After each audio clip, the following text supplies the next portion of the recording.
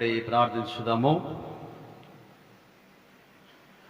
మహాపరిశుద్ధుడైన మా ప్రియ పరలోకపు తండ్రి, మీ ఘనమైన పరిశుద్ధ నామమును ఇప్పటి వరకు మా ప్రభువా హృదయపూర్వకముగా మహిమపరచుటకు మాకు చక్కటి ఆత్మీయ తరుణాన్ని మీరు ప్రసాదించి ఈ సమయాన్ని మా ప్రభా దేవుని యొక్క వాక్యమును ధ్యానించలాగున మమ్మల్ని మీరు సిద్ధపరుస్తున్న దాన్ని బట్టి ఉత్తరాలు సమర్పిస్తున్నాం.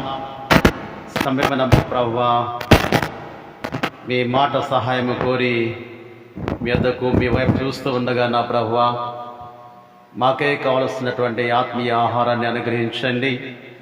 తద్వారా మేము ఆత్మీయముగా బలపడి మీ బిడ్డలుగా మీ మహిమార్థమై కొనసాగుటకు కృప ఇవ్వండి. యేసుక్రీస్తు ప్రభుని పేరిట ప్రార్థిస్తున్నాము తండ్రి, ఆమేన్. దయించి కూర్చోనండి.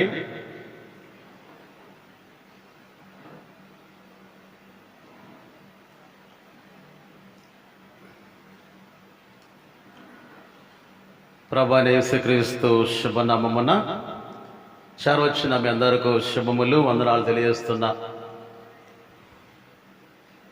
పునరుద్ధానము తర్వాత మొదటి ఆదివారమున మనందరము కూడా దేవుని సన్నిధానములో మరి కలుసుకొని ఉన్నాం. లాస్ట్ సండే మరి ఘనముగా ఈస్టర్ పండుగను ఆ పునరుద్ధారణ యేసుక్రీస్తు ప్రభువుని ఎదుర్కొనులాగున ఘనముగా సంతోషముతో పునరుద్ధారుడైన యేసుక్రీస్తు ప్రభువును గూర్చి మనం సంతోషించాము.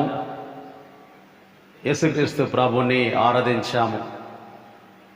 ఆయన ఎలాగా మృతులలో పాతిపెట్టబడి ఉన్నాడో అలాగనే ఆ ప్రభువారు తిరిగి లేచిన విషయము, ఆ యొక్క విశేషమును మనం ఎంతగానో ధ్యానించున్నాం.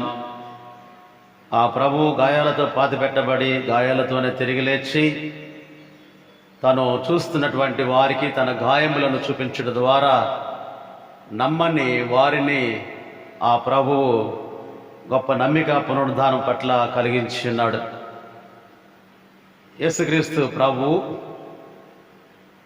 పునరుద్ధానుడైన తర్వాత 40 దినాలు ఆయన 11 సార్లు ప్రత్యక్షతలు లేక దర్శనములు ఆయా బిడ్డలకు అనుగ్రహించున్నాడు. పునరుద్ధానం తర్వాత 8వ దినం ఏది అంటే యేసుక్రీస్తు ప్రభు ఆరోహణుడు కాక ముందే ఆ ప్రభువారు పునరుద్ధాన దర్శనాలు ఇస్తూ ఆయా వ్యక్తులను ఆయన ఆత్మీయంగా బలపరిచి ప్రవచన నెరవేర్పు సువార్త పరిపూర్ణత అనేటువంటిది పునరుద్ధానం ద్వారా కలిగిందని ఆ ప్రభు రుజువు పరిచాడు. పునరుద్ధానము దినము రోజు చెప్పాను, యేసుక్రీస్తు ప్రభు తిరిగి లేవకపోతే పునరుద్ధానం అనేటువంటిది అసంపూర్ణమై ఉండేటువంటిది. కనుక ఈ పునరుద్ధానము ద్వారా సువార్తలలో ప్రభువారు ఏమైతే చెప్పాడో చేయనైనటువంటి పని, తిరిగి లేచేటువంటి విధానం, అవన్నీ కూడా అక్కడ నెరవేర్పుగా పరిపూర్ణముగా జరుగుట అనేటువంటిది పునరుద్ధానం ద్వారానే కలిగింది. ఈరోజు కూడా మరి ఇచ్చినటువంటి అంశము పునరుద్ధాన సంబంధమైనటువంటి అంశమే. ఈ 40 దినాల వరకు ఈ పునరుద్ధానము గురించినటువంటి వార్తలు, సువార్త మనము ధ్యానం చేస్తూనే ఉంటాం. 4 లేఖన భాగాలు, ఆదికాండం గ్రంథం చదివాం, 28వ అధ్యాయం, కీర్తనల గ్రంథము 29వ కీర్తన, అలాగే కార్యములు, అపొస్తలుల కార్యముల గ్రంథములో పౌలు యొక్క పరిచర్యలో జరిగినటువంటి అద్భుతం, యోహాను సువార్తికుడు పరిపూర్ణమైన సువార్త అంటారు యోహాను సువార్తను. ఈ సువార్తలో కూడా మగ్దలేనే మరియా ఆమె ప్రభువుని గుర్చినటువంటి సాక్ష్యం ఇవ్వటం మనము చదవగా విన్నాము, ఇప్పుడు ధ్యానిస్తున్నాం. ఈ ధ్యానము మనకిచ్చినటువంటి అంశము ఏమిటి అంటే పునరుద్ధారుడైన క్రీస్తు ద్వారా నూతన శక్తి అని ఇవ్వటం జరిగింది. పునరుద్ధారుడైన క్రీస్తు ద్వారా నూతన శక్తి. నూతన శక్తి అంటే అంత ముందు లేనటువంటి ఒక దైవికమైనటువంటి ఒక ప్రోత్సాహము, దైవికమైనటువంటి ప్రేరేపణ. పూర్తిగా అది డివైన్ స్ట్రెంగ్త్ అని పిలవచ్చు, దైవికమైనటువంటి శక్తి. ప్రభువారు ఏమాత్రం కూడా ఈ తేడా లేదు. అత్యంత బలహీనుడిగా పాతిపెట్టబడిన వాడు అత్యంత బలమైన వాడుగా తిరిగి లేచాడు. ఘనహీనమైనటువంటి వానిగా పాతిపెట్టబడినటువంటి ఆయన ఒక ఘనమైనటువంటి స్థితిలో ఆ ప్రభువారు లేచారు. పూర్తిగా ఆయన శరీరునిగా నివసించినటువంటి దినాలలో ఎలాగూ పరిచర్య చేసినాడో, బలమైన పరిచర్య, అదే రీతిగా మృతి నొంది లేచిన తర్వాత కూడా ఆ ప్రభువారు అదే శక్తివంతమైనటువంటి ఆ యొక్క పరిచర్య కొనసాగింపు జరిగించాడు. ఇదే పునరుద్ధరణ క్రీస్తు ద్వారా నూతనమైనటువంటి శక్తి. ఆ ప్రభువారు ఆ రోజు శక్తిహీనులుగా ఉన్నటువంటి వారిని, బలహీనులుగా ఉన్నటువంటి వారిని ఆ ప్రభు ఎంతగానో ఆయన శక్తిమంతులను చేశాడు, బలవంతులను చేశాడు. ఈరోజు చదివినటువంటి లేఖన భాగాలలో అదే ముఖ్యంగా సువార్త వాక్య భాగము మనం తీసుకున్నట్లయితే యోహాను సువార్త 20వ అధ్యాయములో ఒక స్త్రీ కనిపిస్తూ ఉంది. ఎవరు ఆ స్త్రీ అంటే మరియా అని, మగ్దలేని మరియా అని అక్కడ రాయబడినది. మగ్దలేని మరియకు ఆమె సమాధి బయట నిలిచి ఏడ్చుచూ ఉండెను. ఆమె ఏడ్చుచు సమాధిలో ఉంగి చూడగా తెల్లని వస్త్రములు ధరించిన ఇద్దరు దేవదూతలు యేసు దేహం ఉంచబడిన స్థలములో తలవైపున ఒకడు, కాళ్ళ వైపున ఒకడు కూర్చునిట కనబడెను. ఆమె తలస్తూ ఉంది, ఆ సమాధిలో వంగి చూస్తూ ఉంది. రాయి దొర్లింపబడింది. సమాధికి వేసినటువంటి ఆ డోర్ రాయిగా పెద్ద రాతిని పెట్టి ఉండగా ఆ రాయి దొర్లింపబడి ఉండట చూసి దానిలోకి వంగి చూస్తూ ఉంది. మరియా సమాధి బయట ఏడ్చుచూ ఉన్నది. ఎందుకు ఏడుస్తూ ఉంది? యేసుక్రీస్తు ప్రభువుని ఎవరో ఎత్తుకొని పోయారు. దేహమునకు చేయాల్సినటువంటి ఆయా సంస్కారములు లేక సంప్రదాయబద్ధమైనటువంటి ఆచారాలు చేయటానికి అమితమైనటువంటి ఆ యొక్క ఆప్యాయతతో, ప్రేమతో ఆమె వచ్చి ఉండగా ఏదైతే చేయాలనుకున్నదో అది చేయటానికి అక్కడ యేసు దేహము లేదు, కనబడాల. అప్పుడు ఏడుస్తూ ఉన్నప్పుడు వాళ్ళైతే చెప్తారు కదా, 13వ వచనం చూస్తే, వారు ఎందుకు ఏడ్చున్నావని ఆమెను అడగగా ఆమె, నా ప్రభువును ఎవరో ఎత్తుకొని పోయిరి, ఆయన ఎక్కడ ఉంచారో తెలియలేదని చెప్పాను. ఆమె యొక్క ఆందోళన ప్రభు దేహము కనబడాలని, ఆమె యొక్క ఆసక్తి ప్రభు దేహానికి సుగంధ ద్రవ్యాలు పోయాలని. అంటే ఈ వాళ్ళ యొక్క సంప్రదాయ ప్రకారముగా ఆత్మ అనేటువంటిది 3 దినాలు అక్కడ ఉంటుంది. 3 దినాల దేహానికి సుగంధ ద్రవ్యాలు పూసి ఆ యొక్క భూస్థాపన కొరకు ఇక ఆ దేహాన్ని సిద్ధపరుస్తుంటారు. ఇంకా ఆ రోజు సమాప్తం, ఇక దేహమును సమాధిలో ఉంచటమే. ఇక ఏడ్చుతూ ఆమె ఉన్నది. ఈమె మగ్దలేనే మరియా సాక్ష్యం కూడా ఇచ్చింది కదా.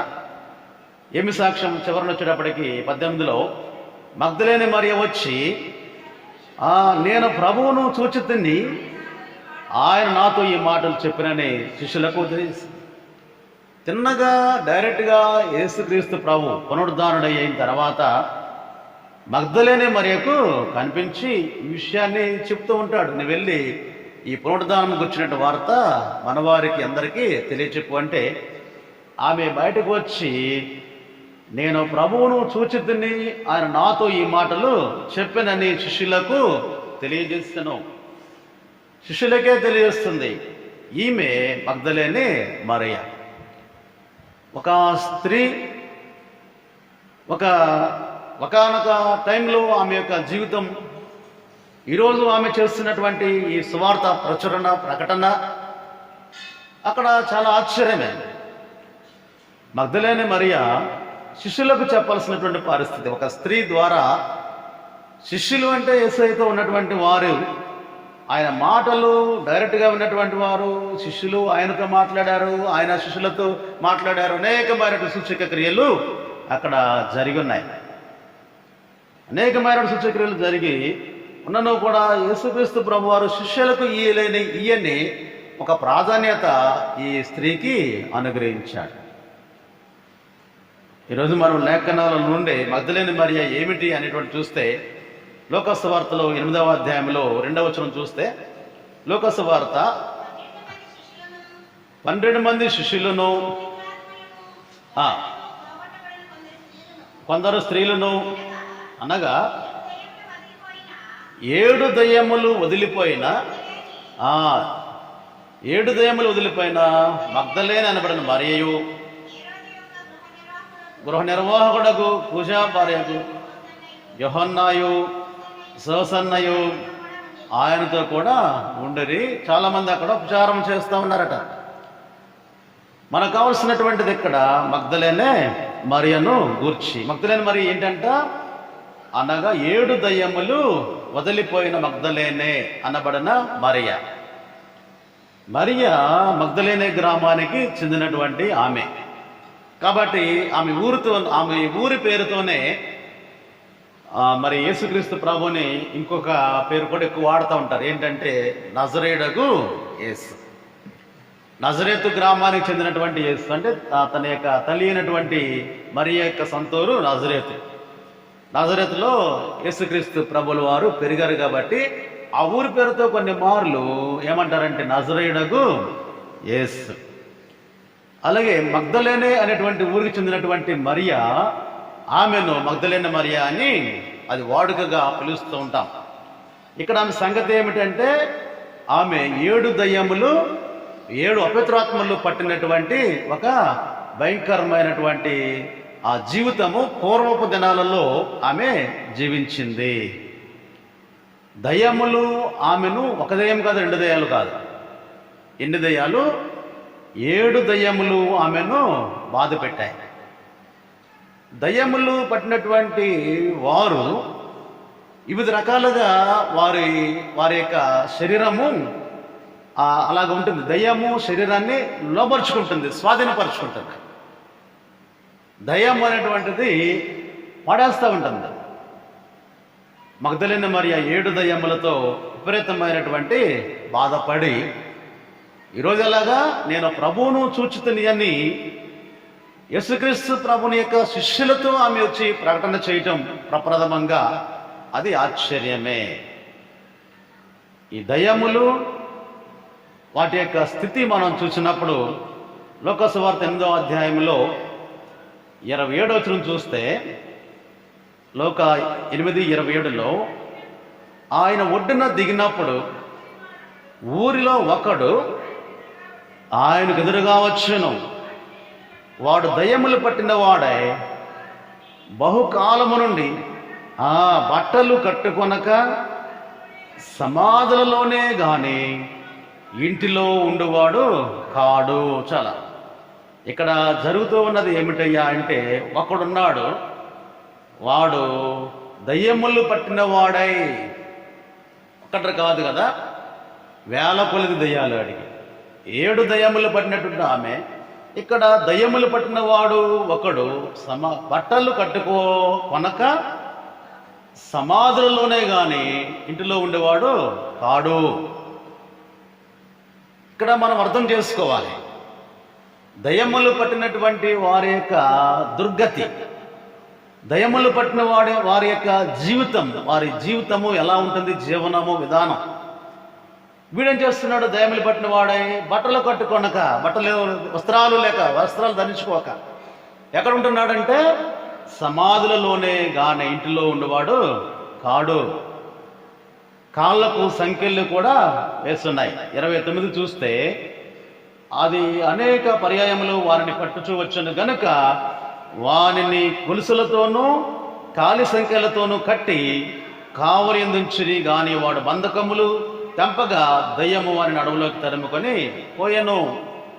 విపరీతమైనటువంటి ఆ యొక్క బలమైనటువంటి దయ్యములు వాడిని పట్టి పీడిస్తూ ఉన్నప్పుడు వాడు బట్టలు లేకుండా ఉన్నాడు, సంఖ్యలతో ఉంటున్నాడు, అరణ్యంలో ఉంటున్నాడు, సమాధిలో ఉంటున్నాడు. ఈ జనాలలో అసలు కలుసుకోవడానికే వాడికి అవకాశం అనేటువంటిది లేకుండా దయ్యములు చేస్తూ ఉన్నాయి.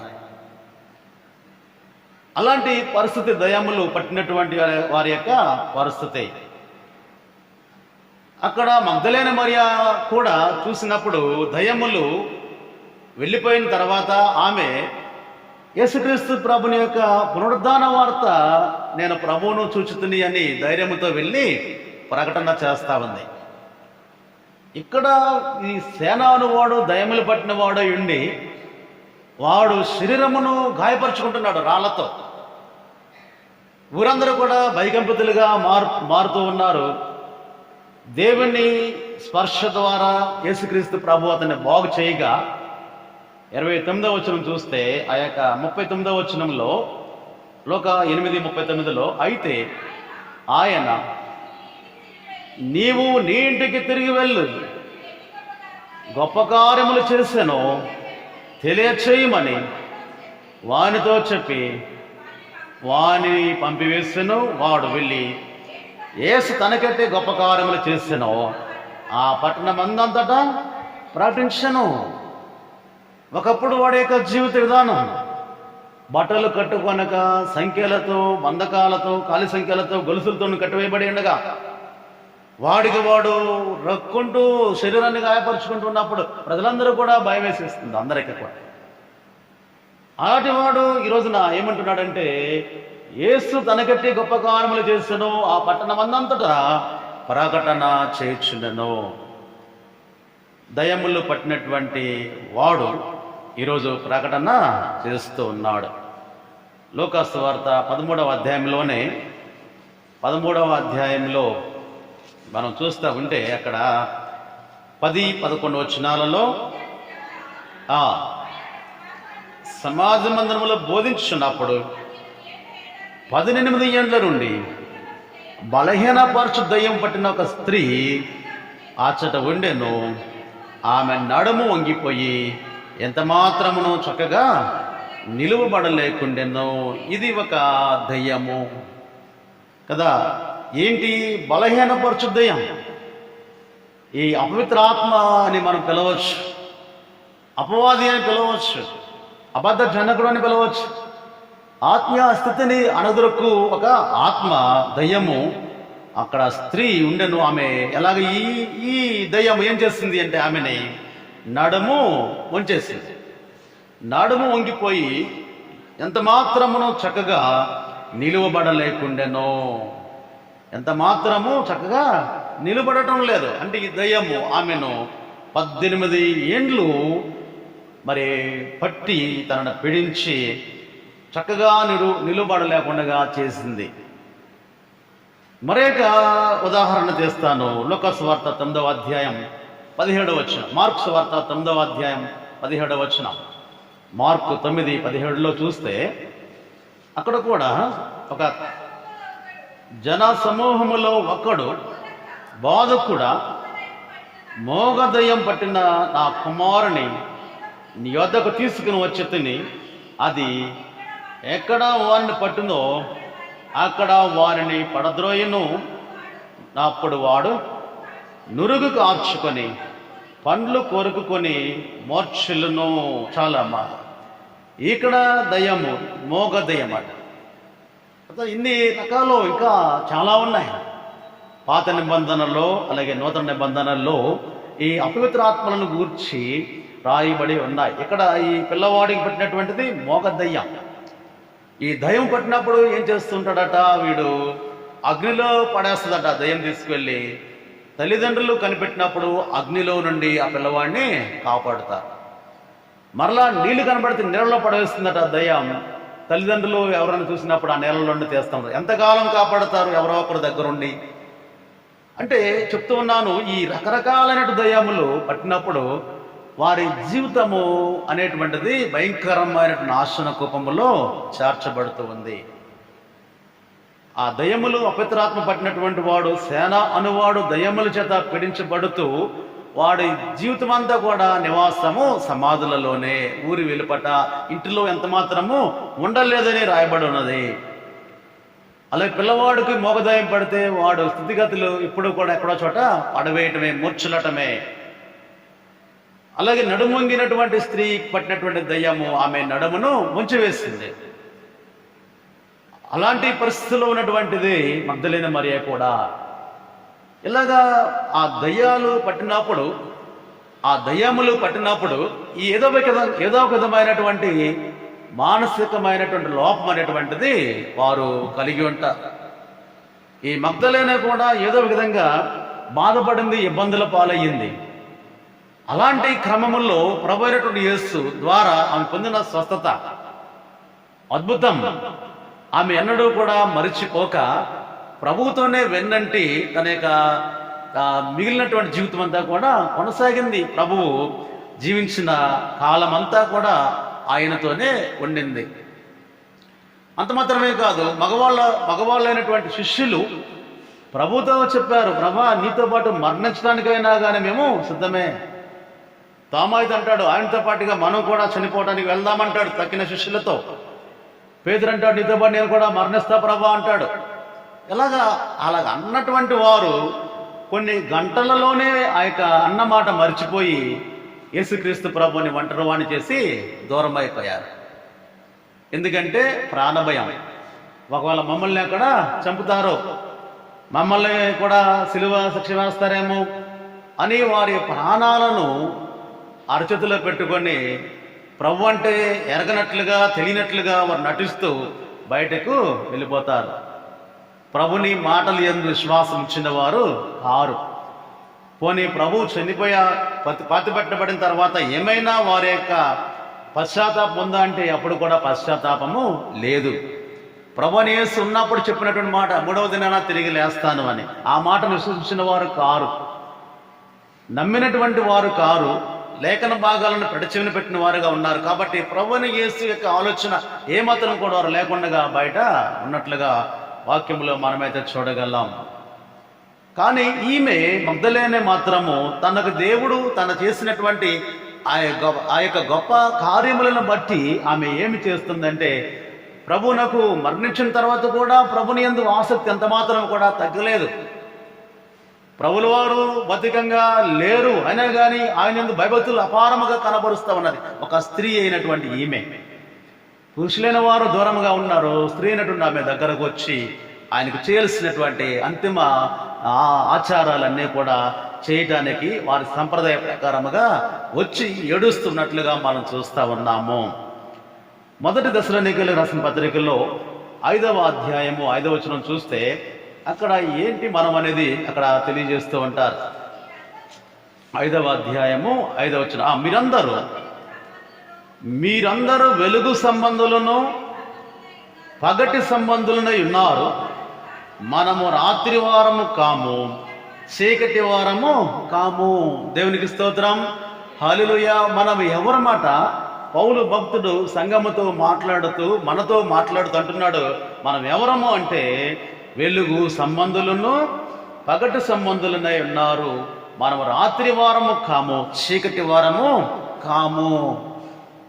అంటే ఒకప్పుడైతే మనము చీకటి సంబంధులం, ఒకప్పుడైతే ఆ అంధకార సంబంధులముగా ఉన్నాము, రాత్రి సంబంధాలుగా ఉన్నాము. కానీ ఇప్పుడైతే యేసుక్రీస్తు ప్రభువుని అంగీకరించిన తర్వాత మనం వెలుగు సంబంధులుగా ఉన్నాము, పగటి సంబంధులుగా ఉన్నాము. ఇక ఆ చీకటి అనేటువంటిది మన పైని రాజ్యము ఏలదు. మనము వెలుగు సంబంధులముగా ఉన్నాం. మునపటి జీవితము చీకటి జీవితము జీవించున్నామేమో, మునపటి జీవితము రాత్రి జీవితము. ఇప్పుడైతే పగటి సంబంధులుగా వెలుగు సంబంధులుగా మనమైతే ఉన్నాము. చీకటి సంబంధము రాత్రి సంబంధం అంటే పాపములో ఉన్నటువంటి వారిని చీకటి సంబంధులు అని పిలుస్తూ ఉంటాం. దేవుని ఆజ్ఞానుసారముగా నడవనటువంటి వారి చీకటి సంబంధులు. వెలుగు సంబంధం అంత మాత్రము కూడా కాదు. మగ్దలేని మరియ జీవితము ఒకానొకప్పుడు చీకటి సంబంధమైన జీవితమే.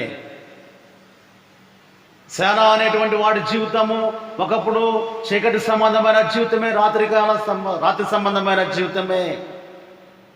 ప్రజలతో సఖ్యత, ప్రజలతో సహవాసము, ప్రజలతో సంతోషము అనేటువంటిది లేకుండా వాడి జీవితం అంతా కూడా సమాధులలోనే, చీకటిలోనే ఉండేటువంటిది. మనుపు దయం పట్టినటువంటి వంగినటువంటి స్త్రీ యొక్క జీవితం అంతా కూడా చీకటి. ఆ చిన్నపిల్లవాడిని మోగ దయ్యము పట్టినప్పుడు వాడి యొక్క జీవితం కూడా చీకటి జీవితమే. ఇలాగ కొన్ని ఉదాహరణలు మాత్రమే. ఇప్పుడు వారు యేసుక్రీస్తు ప్రభువు దర్శించినాక వారు ఎలాగ మార్పు పొందారు అంటే, వెలుగు సంబంధులుగా, పగటి సంబంధులుగా వారు మారి సాక్ష్యాలను ఇస్తా ఉన్నారు, సాక్ష్యం ఇస్తూ ఉన్నారు. ప్రభనేసుని అంటాడు సేనాని వాడు, ప్రభా ఇదిగో నీతో కాసేపు ఉంటే నాలో ఇన్ని దయ్యాలు వెళ్ళిపోయాయి, ఇక నీతోనే ఉంటాను, నిన్ను వెంబడిస్తాను, నీతో కూడా వస్తానంటాడు. ప్రభు అంటాడు, అలా కాదు నాయనా, నీవు దేవుడు నీకు చేసినటువంటి కార్యములను గురించి నీ వెళ్ళి ప్రకటించు. వాడు వెళ్ళి పట్టణమందంతట ప్రకటన చేస్తూ ఉన్నాడు. ఈమె జీవితము, మగ్దలేని జీవితం కూడా మనం చూస్తే ఒకప్పుడు చీకటి. పాపాత్ములైన స్త్రీ యొక్క జీవితం చీకటి జీవితం. ఆమె జీవనమే చీకటి జీవనం. ఆ చీకటి జీవనము జీవిస్తేనే తన పోషణ. ఆ బ్రతుకంతా చీకటి, పగటి సంబంధరాలు కాదు, వెలుగు సంబంధరాలు కాదు. ఒకప్పుడు చీకటి జీవితంలో ఉన్నట్టు ఆమెను పవనేసు ఆమెను సమాధానపరిచి, ఆమెకు పాపక్షమాపణ అందించి, ఆమెను వెలుగులోనికి, పగటి సంబంధికి రాలుగా ఆమెను మార్పు చేసి తీసుకొస్తున్నాడు, వెలుగులో నడిపిస్తా ఉన్నాడు. ఆమెను గురించి ప్రభువైన యేసు సాక్ష్యం, ఈమె చేసింది ప్రకటించబడుతుంది. ఎప్పటి వరకు? బోధి గంతముల మీద ఈ సువార్త ఎన్ని రోజులు, ఎన్ని సంవత్సరాలు ప్రకటించబడుతూ ఉందో ఆమె చేసినది ప్రశంసింపబడును. దేవునికి స్తోత్రం. పాత జీవితము, కొత్త జీవితం అంటాం మనం. నూతన సృష్టి, ఇదిగో పాతదయ్యాను, ఇదిగో నూతనమాయను అని మనం క్రొత్త సృష్టి గురించి పౌలు భక్తులు తెలియజేస్తూ ఉంటాడు. అలాగే మగ్దలేని మరియ జీవితం కూడా అలాగే ఈరోజు అంటుంది ధైర్యంగా, నేను ప్రభువును చూచితిని, యేసు ప్రభుని నేను చూచాను, పునరుద్ధారణని యేసయ్యను నేను చూశాను. ఎందుకంటే ఆమె వెలుగు సంబంధి, పగటి సంబంధి కనుక ఆ ప్రభు ఆమెకే మొట్టమొదటి ప్రాధాన్యత ఇచ్చి, వెళ్ళి మన శిష్యులు పలానా చోట ఉన్నారు, వాళ్ళకు తెలియపరచు అని ఆమె వెళ్ళి తెలియచేయగా వాళ్ళు అప్పుడు కదలి వచ్చి సమాధిని చూసి అప్పుడు వెళ్ళారు బయటకి. ప్రభు దర్శనము కూడా వారు పొందారు. తర్వాత ప్రభునందు ప్రియమైన దేవుని బిడ్డలారా, పునరుద్ధారణని యేసు ఒక నూతనమైన శక్తిని ఆయన అందించాడు మగ్దలేని మరియకు. ఆ నూతనమైన శక్తి చేత ఏమాత్రము వెనకడుగు వేయక, భయపడక ఆమె వెళ్ళి ప్రకటన చేసింది. ఎందుకంటే ఆయన ద్వారా మేలు పొంది ఆయన కొరకు ఏదైనా చేయాలి అనేటువంటి మనస్సు ఆమె కలిగి ఉన్నది. ఈ రోజున మనము ఈ పునరుద్ధరణ యేసుని గూర్చి అనేక మర్మములు లేక ధ్యానాలు మనం చేస్తూ ఉన్నాం, ఇంకా చేయబోతూ ఉంటాం. వచ్చే వారం కూడా యేసుక్రీస్తు ప్రభుని పునరుద్ధాన దర్శనాల్లో ఉన్నటువంటి మర్మములు అనేటువంటిది మనము తెలుసుకోబోతూ ఉన్నాము. ఆ మర్మములు లేక ఆ యొక్క ధ్యానము ద్వారా నీ జీవితము, నా జీవితము కూడా నూతనమైన శక్తిని పొందుకోవాలి. నూతనమైన ఆత్మీయమైన శక్తిని పొందుకోవటానికి ప్రభువు నిన్ను నన్ను కూడా ఈ పునరుద్ధాన దినాలలో ఆయన మనల్ని దర్శిస్తూ బలపరుస్తున్నటువంటి విషయము ఎంత మాత్రము కూడా మరువక పగటి సంబంధిగా నీవు ప్రవర్తించాలి, వెలుగు సంబంధిగా నీవు ప్రవర్తించాలి. వెలుగున్నప్పుడు, వెలుగులో నడుస్తున్నప్పుడు మనమేమిటో మనం తెలిసిపోతుంది. మన మీద ఉన్న మచ్చలు ఏమున్నాయో మనం తెలుసుకుంటాము. అలాగే మనం ఎటు వెళ్తున్నామో తెలుసుకుంటాము. వెలుగు సంబంధిగా నిత్యము కూడా ఉండటానికి నేను కూడా ప్రయత్నము చేయాలి. మగ్దలేనే ఉన్నది. ఆమె మారిన తర్వాత, మార్పు పొందిన తర్వాత, ఆ అపవిత్రాత్మలు వదిలిపెట్టిన తర్వాత ప్రభు కొరకే ఆమె జీవించింది. ప్రభు కొరకే ఆమె పరిచర్య అనేటువంటి చేసినట్లుగా వాక్యములో మనమైతే చూస్తూ ఉన్నాం. మనవంతు బాధ్యత పునరుద్ధరణ యేసు జ్ఞాపకము చేస్తూ ఉన్నాడు. అనేక మంది నమ్మలేదట. మార్కు సువార్తలో 16వ అధ్యాయంలో చివరి భాగంలో ఒకసారి చూస్తే, మార్కు ఆఖరి అధ్యాయంలో మనం చూస్తే 11వ వచనం చూస్తే,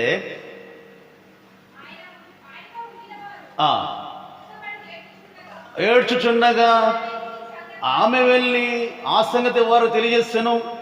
కానీ ఆయన బ్రతికి ఉన్నాడనియో ఆమె కనబడననియో వారు విని నమ్మక పోయిరి. మగ్దలేనే మరియా పరిగెత్తుకుంటూ వెళ్ళింది. వారు ఇచ్చినటువంటి ఆ విలువ ఆ యొక్క మగ్దలేనే మరియకు అదనమాట. ఏంటి చేస్తున్నారంటే, ఆయన బ్రతికి ఉన్నాడనియో ఆమెకు కనబడననియో వారు విన్నారు, కానీ నమ్మకపోయిరి. తర్వాత 13వ వచనంలో కూడా చూస్తే, వారు వెళ్ళి తక్కిన వారికి ఆ సంగతి తెలియసిరి, గాని వారు వీరి మాటనైనాను నమ్మక పోయిరి. అది వాళ్ళు చేస్తున్నటువంటి పని.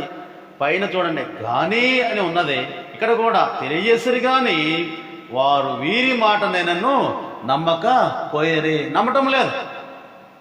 చూసారా? తర్వాత 14లో చూస్తే, పిమ్మట 11 మంది శిష్యులు భోజనమునకు కూర్చునినప్పుడు ఆయన వారి ప్రత్యక్షమై తాను లేచిన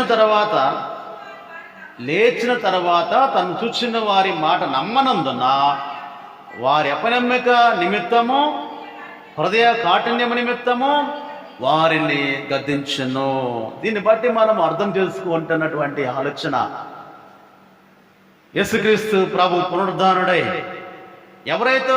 ఎవరైతే లేఖనాలను విశ్వసించలేదో, ఎవరైతే లేఖనాలను నమ్మలేదో వారినే ఆయన యొక్క దృష్టి అక్కడ వారిపైనే ఉంచాడు. విని కూడా నమ్మనటువంటి వారు, చూడండి, వాక్యంని విని ఆ వాక్యాన్ని నమ్మనటువంటి వారి దగ్గరకే ప్రభు ఎక్కువ సార్లు వెళ్ళి పునరుద్ధాన దర్శనాలను అనుగ్రహించారు. వారు విని కూడా నమ్మలేకపోయారు, వీరి మాటనైనా నమ్మకపోయారు. నమ్మనందున వారి అపనమ్మిక నిమిత్తము, హృదయ కాఠిన్య నిమిత్తము వారిని గద్దించెను. ఏంటి నమ్మలేదు? వాళ్ళు పునరుద్ధానాన్ని నమ్మలేదు. యేసుక్రీస్తు ప్రభు మృతులలో నుండి లేచెను అనే మాట నమ్మటం లేదు. అందుకే ఆ ప్రభు ఎలాగా పాతి పెట్టబడ్డాడో అలాగే తిరిగి లేచాడు. అవే గాయాలు. ఆ గాయాలను చూసి వారు అప్పుడు విశ్వసించారు. నమ్మని వారి పట్ల ప్రభు దృష్టి కలిగి నమ్మే వరకు ఆ ప్రభు వారికి అగుపడతానే, అంటే కనపడతానే ఉన్నాడు. నమ్మలేదు, నమ్మకపోయారు. నమ్మనందున అపనమ్మిక నిమిత్తము, హృదయ కాఠిన్యం నిమిత్తము వారిని గద్దించాడు ప్రభు. చూడండి, మనుష్యులు, మానవ స్వభావము ఈ లేఖనాల్లో మనకి కనిపిస్తూ ఉంది. మనమైనా అంతే. ఎవరైనా చనిపోయి పాతిపెట్టబడి మరలా బ్రతికాడంటే కష్టం మనం నమ్మటం. నమ్మం. యేసుక్రీస్తు ప్రభువుని కూడా అలాగే అనుకున్నాం. అంటే ఒక మనిషి గురించి మనం మాట్లాడుకుంటా ఉన్నాం, కానీ ఆ రోజు యేసుక్రీస్తు ప్రభువుని గురించి కూడా అలాగే అనుకుంటున్నారు వాళ్ళు. ఆయన చేసిన సూచక క్రియలు, ఆయన స్వస్థతలు, ఆయన ముట్టగా బలపడినటువంటివి, ఎన్నో ఆశ్చర్యమైనటువంటి, అసాధారణమైనటువంటి, అసాధ్యమైనటువంటివి ప్రభు ఆయన జరిగిస్తే, సాధ్యపరిస్తే కూడా చూసి నమ్మనటువంటి వారు ఆనాడు. ఎవరు నమ్మనది అంటే ప్రభుత్వం ఉన్న వాళ్ళే నమ్మలేదు, ప్రభు ద్వారా మేలు పొందిన వారే నమ్మలేదు. యేసుక్రీస్తు పుట్టుక ఒక్కసారి మనం అటు వెళ్తే, తల్లి నవమాసాలు మోసింది, ప్రసవ వేదన అనుభవించింది, స్థలం కొరకు చూశారు, ఆ మరుగైన స్థలం కనపడలేదు, ఒక్క పశువుల పాక మాత్రమే కనపడింది.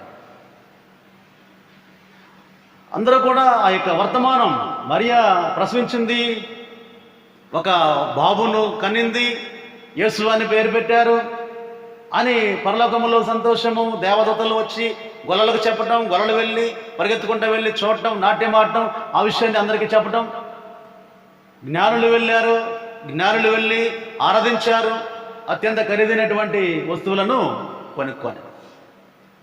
ఎందుకు చెప్తున్నానంటే ఈ మాట ఇప్పుడు ఈ సందర్భం, వాళ్ళు నమ్మారు. వెంటనే నమ్మలేదు, నమ్మకుండా ఎవరు లేరు. అడుగుతున్నా యేసుక్రీస్తు పుట్టుకను అందరూ కూడా నమ్మారు. ఎందుకు నమ్మారు? అందరి వల్లనే మరియ గర్భము దాల్చింది, అందరిలాగానే ప్రసవేదన అనిపించింది, అందరిలాగానే ప్రసవించింది. కాబట్టి ఇక నమ్మకపోవడం అనేటువంటిది లేదు అక్కడ. అందరూ కూడా చూశారు, నిజమే, నమ్మారు, ఆ వర్తమానం ప్రకటించారు. ఆ రోజు నమ్మినటువంటి వారు ఈరోజు నమ్మట్లా. ప్రభువు లేచాడు అంటే, ప్రభు పుట్టుకను నమ్మినటువంటి వారు ఈరోజు ప్రభు తిరిగి లేచాడు అంటే మృతుల నుండి నమ్మటం లేదు. నమ్మకపోయి నమ్మని వారిని ప్రభువారు గద్దించాడు. లేఖన భాగాలను విశ్వసించినటువంటి వారిని ఆ ప్రభువారు విశ్వసించేలా చేయుటయే కాక ఆ లేఖన భాగాలు ఉన్నటువంటి వాటిని ప్రకటించేటువంటి బాధ్యత పునరుద్ధాన శక్తితో ప్రభువారు నింపాడు. శిష్యులు బలహీన పరిస్థితుల్లో పడిపోయి ఉన్నప్పుడు ఆయన 1-2 సార్లు వెళ్ళి బలపరిచాడు. బాధతో ఉన్నారు, వేదంతో ఉన్నారు, ఒంటరితనంతో ఉన్నారు, ఏమైపోతాం అనుకున్నారు, ఎవరిని వెంబడించాలనుకున్నారు. ఇప్పటివరకు ప్రభు ఉన్నారు మాతో, అన్ని ఆయన చూసుకున్నప్పుడు ఇప్పుడు మేము ఎలాగానే బిక్కిమంట ఉన్న వారిని ప్రభువారు పునరుద్ధానం ద్వారా ఒక నూతనమైనటువంటి శక్తిని వారికి ప్రసాదించి, ఏదైతే నమ్మలేదో దాని మీదనే వారు, అదే కదా శిష్యులైనటువంటి వారు కార్యముల గ్రంథము నుండి కూడా పునరుద్ధారుడైన యేసుక్రీస్తు ప్రభువును గురించి ప్రకటిస్తూనే ఉన్నారు. పౌలైతే అంటాడు, నేను పునరుద్ధారుడు యేసుక్రీస్తుని గురించి ప్రకటించుచున్నాను, పునరుద్ధారుడు యేసుక్రీస్తు ప్రభుని గురించే ప్రకటిస్తున్నాను. ఏది నమ్మలేదు, అంతకుముందు ఎవరు నమ్మలేదు వారే పునరుద్ధానం గురించి ఎంతగానో ప్రకటన చేశారు. పేతురు కావచ్చు, యోహాను కావచ్చు, ఎవరైనా కావచ్చు, అందరూ కూడా, తోమా కావచ్చు, పునరుద్ధారుడు యేసుక్రీస్తు ప్రభుని గురించి వారు ప్రకటన చేశారు లోకానికి. లేకపోతే సద్దుకాయలు పునరుద్ధానాన్ని నమ్మరు. సద్దుకాయల నోరు దేవుడు మోయించాడు, ప్రభు యేసును లేపి. పరిసయ్యుల నోరు మోయించాడు, ప్రధాన యాజకులు పిలాతు, కైప, ఇలాగా ప్రభువుని హింసించినటువంటి వారందరి యొక్క నోళ్ళు పునరుద్ధాన శక్తి ద్వారా ఆ ప్రభు తండ్రి అయినటువంటి దేవుడు వారిని నోరు మోయించాడు. ఈరోజు పునరుద్ధాన శక్తి నిన్ను నన్ను కూడా ఉత్తేజపరచాలి. పునరుద్ధారుడు యేసుక్రీస్తు ప్రభువారు నీ జీవితంలో, నా జీవితంలో నూతనమైన శక్తితో నింపడం ద్వారా ఆయన కొరకైనటువంటి బిడ్డగా నీవు నేను కూడా జీవించడానికి సమయత్తం కాబడు సమయం ప్రభువారు మనకు అనుగ్రహించాడు. అదే పౌలు సేవలో కార్యముల గ్రంథంలో చదివాం, 20వ అధ్యాయంలో పౌలు యొక్క సువార్త సేవ ఆయన ప్రకటన చేస్తున్నాడు. సువార్త భుజస్కంధాల మీద వేసుకొని అక్కడ జరిగినటువంటిది ఏమిటి మనం చూస్తే, చదవబడినటువంటి వాక్యంలో ఆదివారమున 20వ అధ్యాయంలో చూడండి, ఆ ఆదివారమున 7వ వచనం, రొట్టె విరిచిన కూడి వచ్చినప్పుడు వెలనయుండి వారితో ప్రసంగించుచు అర్ధరాత్రి వరకు విస్తరించి మాట్లాడుచుండెను. ఆదివారం అని అంటారు చూసారా. పౌలు యొక్క పరిచర్య ప్రారంభమైంది. పౌలు సౌలుగా ఉన్నప్పుడు యేసయ్య పట్టుకున్నాడు. పునరుద్ధారుడైన తర్వాతనే యేసుక్రీస్తు ప్రభు పట్టుకొని ఒక బాధ్యత అప్పగించాడు. ఆయన మనకు వద్దు అంటాడు అననీయ అయ్యగారు. ఆయన ఎందుకంటే మనకు అంటాడు యేసయ్యతో. యేసయ్య అంటాడు నో, ఆయన మనకు కావాలి. ఎవరు? సౌలు కావాలి మనకి. ఎందుకు? అతడు రాజులు ఎదుట నిలబడాలి, అధికారులు ఎదుట నిలబడాలి, నా గురించి ఎన్నో శ్రమలు పడాలి, అవన్నీ నేను పౌలుకు నేర్పిస్తా, నేను తెలియజేస్తా అన్నాడు యేసయ్య. సరే ప్రభా మీ ఇష్టం అన్నాడు అన్నయ్య. ఏం చేయమంటారంటే, అన్నయ్య వెళ్ళి ప్రార్థించు. తనపై చేతులు ఉంచి, సౌలు పైన చేతులు ఉంచి అన్నయ్య ప్రార్థిస్తాడు. వెంటనే ఆ యొక్క ఆత్మ అనేటువంటిది పౌలుకు దిగి పౌలుగా మార్పు అనేటువంటిది మనం తెలుస్తుంది. సౌలుగా ఉన్నటువంటి వాడు పౌలుగా మారాడు. సౌలుగా ఉన్నప్పుడు సంఘ విరోధి, పౌలుగా మారిన తర్వాత సంఘం అంటే మిగిలిన ఆపేక్ష. సంఘం కొరకు నిలువబడ్డాడు, సంఘం కొరకు అత్సాక్షిగా మారాడు, సంఘం కొరకు శ్రమను అనుభవించాడు. యేసుక్రీస్తు ప్రభు పునరుద్ధాన వార్తను పంచటానికే తను ప్రాణాధారముగా ఇచ్చాడు. సువార్త ప్రకటన తనకు ప్రాణాధారము. మనకు ప్రాణాధారము ఆక్సిజన్ వాయువు. ప్రాణాధారం ఏంటి? ఆక్సిజన్ మనం పీల్చుకుంటే బ్రతుకుతాం. ఆక్సిజన్ కనుక మనకు లేకపోతే బ్రతకం. మనకు ప్రాణాధారము ఆక్సిజన్ వాయువు. పౌలు అంటాడు, దాంతో పోలుస్తాడు, సువార్త ప్రకటన నాకు ప్రాణాధారమాయను. అంటే ప్రకటించకపోతే చనిపోతాను. ఎంత ఆసక్తి ఆ పౌలు కలిగి ఉన్నాడో. రాజుల ఎదుట నిలబడాలి, అధికారుల ఎదుట నిలబడాలి, నా కొరకు శ్రమలు పడాలి, నేను పౌలుకి చెప్తానులే అన్నయ్య అన్నాడు యేసయ్య. అలాగే పౌలు కూడా పరిచర్య చేస్తా ఉన్నాడు. ఫిలిప్పీ పత్రిక 1:21 చూస్తే, ఫిలిప్పీ పత్రిక 1:21, నా మట్టుకైతే బ్రతుకుట క్రీస్తే, చావైతే లాభం. అంతగా సౌలుగా ఉన్నటువంటి వాడు పౌలుగా మారాక తన ఎంత అంటే తన పరిచర్యను మాటలో, నా మట్టుకైతే బ్రతుకుట క్రీస్తే, చావైనా కానీ లాభం అంటున్నాడు. అంతగా ఇక పౌలు శరీరానికి తగిలిన గుడ్డల ద్వారా, బట్టల ద్వారా స్వస్థతలు, క్లాత్ ఆయన కంటించి తీసుకెళ్లి దయ్యాలు పట్టిన వాడి మీద నుంచి దయ్యము విడిచిపోయేదట. అంతగా పౌలు చేత విశేషమైన అద్భుతాలను దేవుడు చేయించాడు. అలాంటి వాడు ఈరోజు ఆదివారం రొట్టె విరుచుతూ ఉన్నాడు.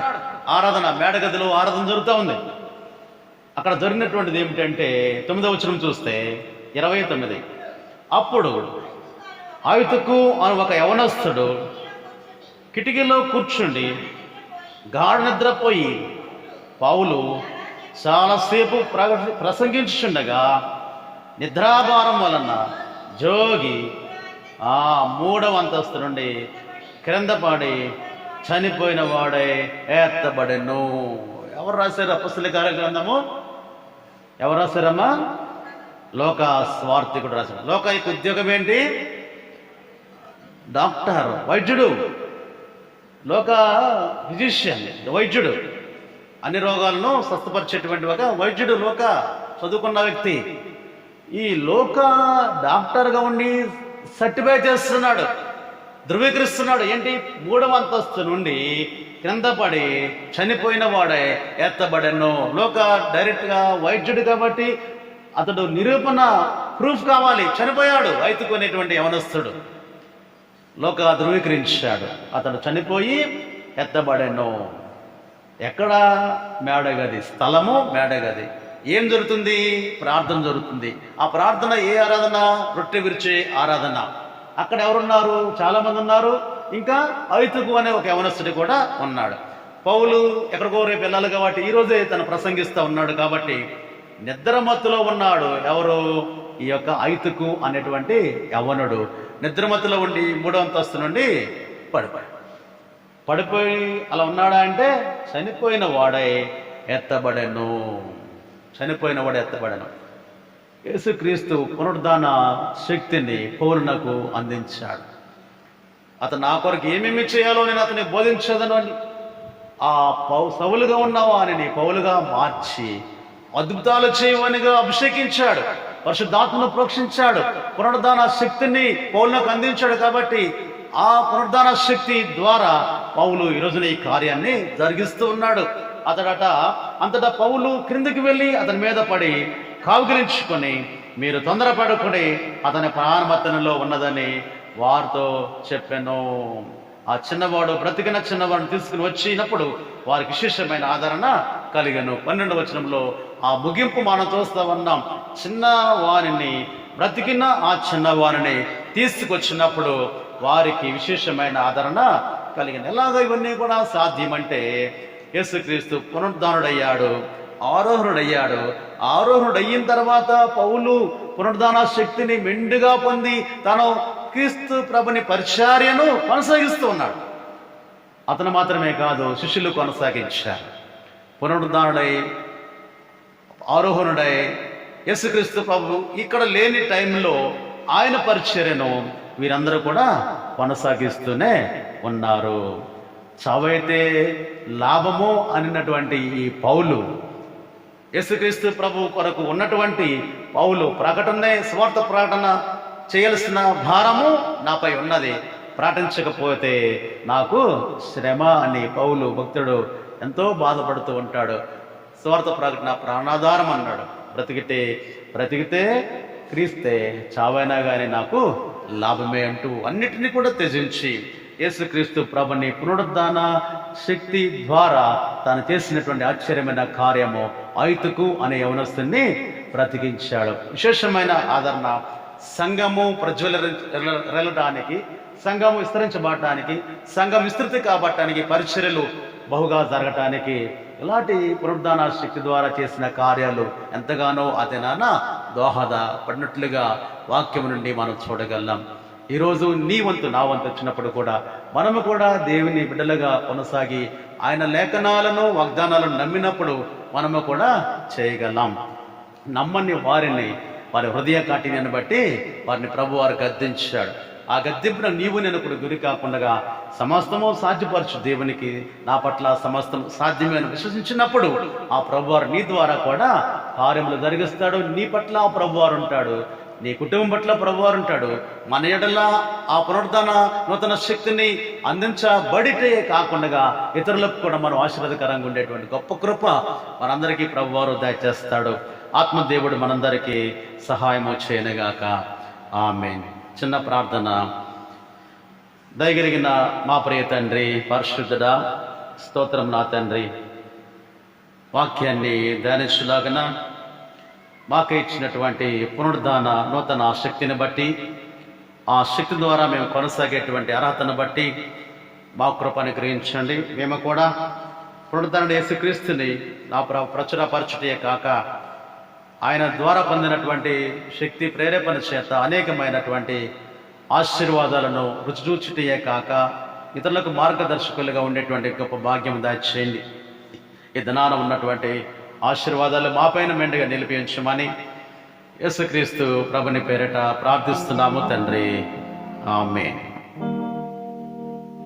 ప్రార్థించుదాము.